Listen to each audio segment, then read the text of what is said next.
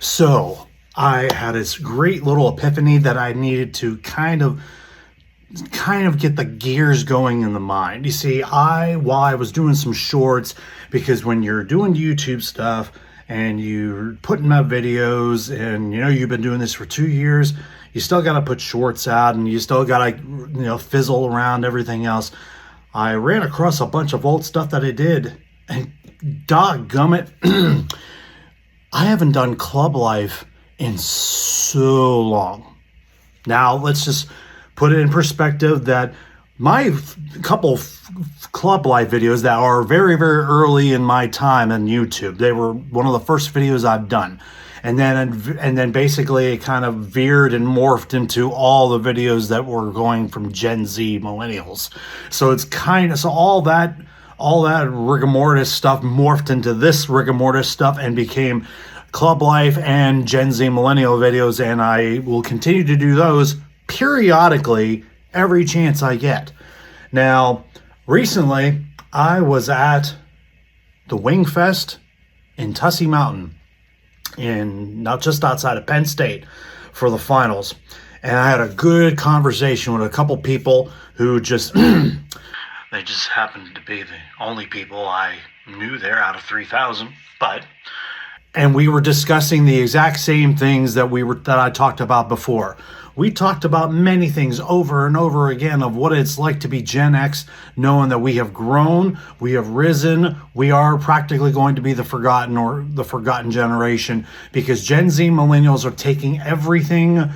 This has been going on, but we're still here. We're still the clock's still ticking. We still have time to basically not necessarily put down, but kind of in a way re-educate the people that you need to realize that if you weren't spinning around on those big merry-go-rounds in the playground and having taken broken bones and bone bruises for eons and eons, and we're still talking, I'd like to see you try that. But we have done so many things in the past, and maybe this video kind of might be just a little bit of a refresher. We can call it Club Life Volume 5 if you want, but we still know what we did. We still know what we had. We still know what we cherished. We still know how to deal with certain things that Gen Z millennials, they use social media to deal with it. We didn't have to. And we keep blabbing about it till hell freezes over, that we didn't need it back then. We had our own ways, and maybe today might be a good refresher. See this thing up here? That is a subscribe. You know what I'm trying to say. Club Life Volume 5. Little bit of a refresher. Time to go to work, but we're gonna. It's not like another. This isn't another Maury Povich episode, but you get the point. So we get back into this thing of trying to figure out exactly what we have to remember by. Now, I remember doing these videos, these Club Life videos I remember doing. They are practically over like a year and a half old. They were when I first started the channel, about 2 years. It's now 2 years already. So these videos are about, maybe a year and a half. And I did like 4 of them. And they don't age, because I talked about a lot of different things on those episodes, and I will try to do my best to pin them. But they went from everything. They went from everything from pre-gaming. They went from group efforts. They went from DJing. They went from the style of music they played, the origins of where they played, the time frames of what and when they were played.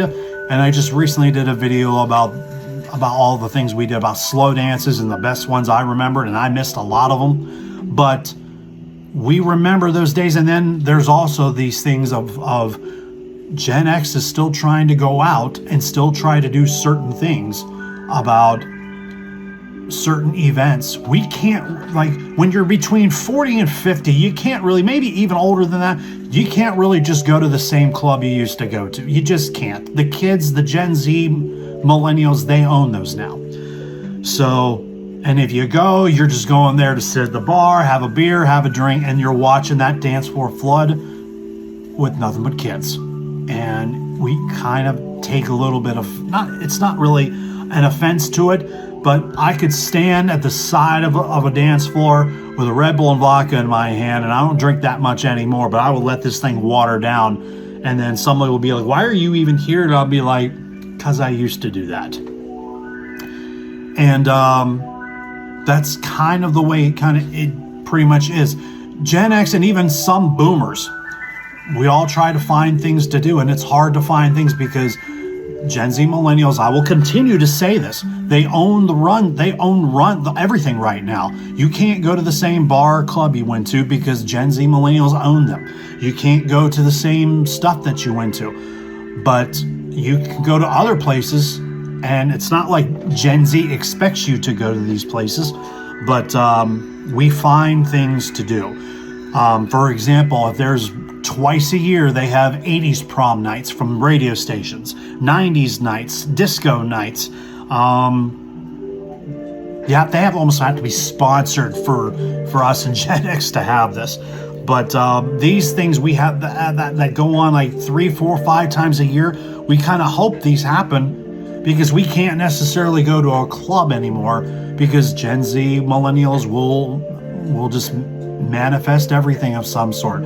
I can sit there and go, I used to do that. And we all can sit there and say, yep, we used to go to that bar all the time. We used to go to those places all the time. I didn't get laughed at, but I had a conversation with a couple people that I met from friends that are on my Facebook that I see out periodically. But it's kind of the thing where you're friends with other friends.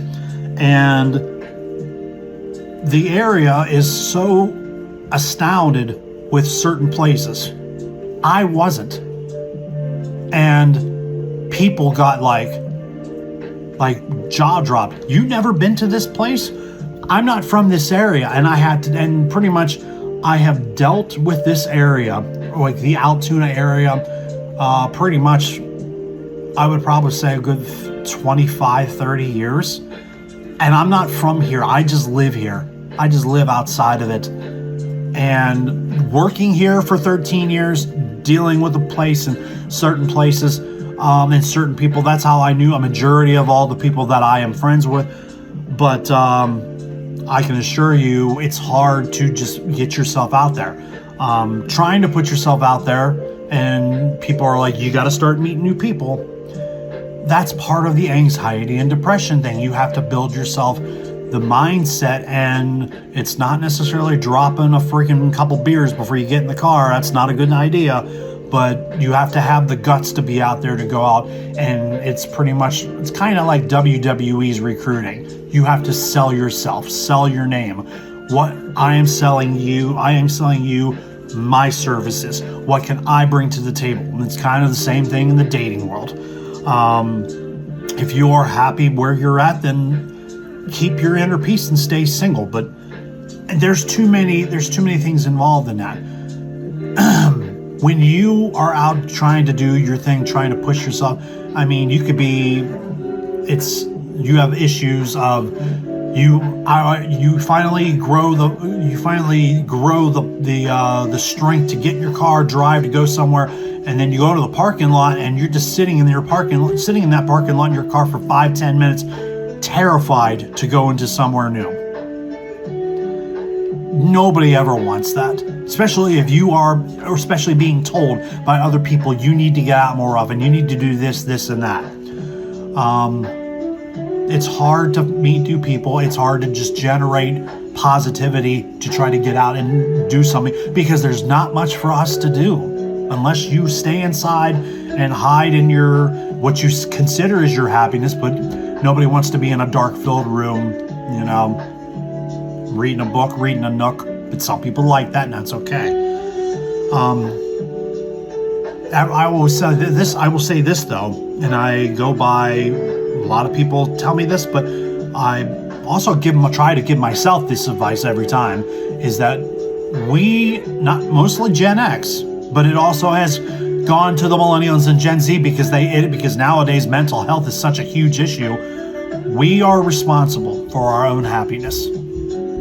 I mean, we can sell ourselves out, go into a bar or a club or something, but chances of that are very, very slim, because you don't want, because there are people that sit there, yeah, I met my wife at the clubs, or we were both clubbers, or what, that's different.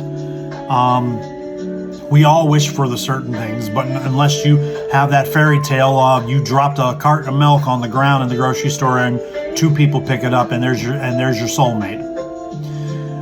Take that however you will, because that is fantasy. That is a Hallmark movie. In a way of speaking, we always try to do certain things for us, and for us as Gen X, we have to find other things to do. You know, I met all these people at the Tussey Mountain Wing Fest, and we were all getting a chance to go out. But when there was other things going on, people always find other things to do. They take their families on vacation. They're working at the house, working their garden, fixing their car, going shopping, school shopping, doing something with the kids. The kids have sports. Everybody who has picked themselves up and moved on, they've realized that the time frame of, I used to do that. They can sit there and say, I used to do that. I can't do that anymore. They accept that. But then we have these talks of, whenever we get a group of people of us, of our age, of Gen X, we can sit there and talk about the great days of, I wish I could do that. Oh, I wish I could do that too. I can't. I got knee replacement. We went on vacation last week. There was the 90s problem. We were out of town. We were on vacation. We have other things to do to try to keep ourselves going. And that's kind of the forecast that we have as far as Gen X. We can sit there and say everything that is still true to this day, but we are responsible for our own happiness, of what we decide to do in our lives, what we decide to do outside of work, what we decide to do, you know, as far as, you know, I do this as a side gig because my days of being in champ sports is long gone because of a lot of condescending upper management, but and a lot of part timers and a lot of people that I used to work with that have their own life goals and everything.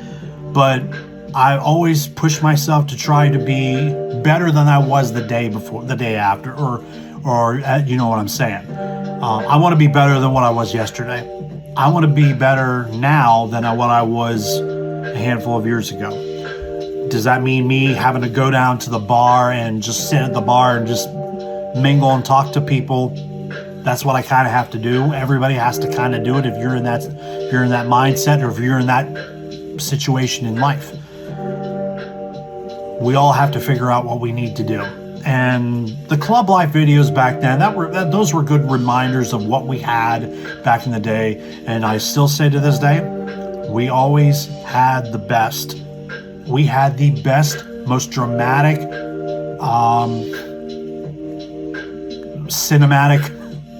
cinematic adventure film. That was us. We didn't need social media to take care. We didn't need social media to put out everything we never did. We never needed that stuff. We didn't need it. We had the best times. And Gen Z always needs to preserve it. We lived it.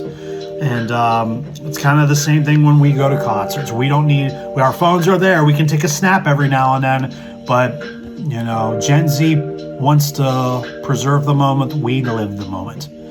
And get a chance to pin all 4 videos, and I'll still put some other stuff out every once in a while until then. What do you remember doing besides just going to a bar, going to the clubs, being with your friends, getting the group together? We talked about DJs, we talked about everything else in those old videos. This is a little bit of a refresher. What do you remember most? Put it in the comments. I'm gonna get out of here, and I'm gonna shut my own bar down. Anything you remember, put a comment in, hit the subscribe button. We as Gen X, we are not going away, and we're not going away anytime soon.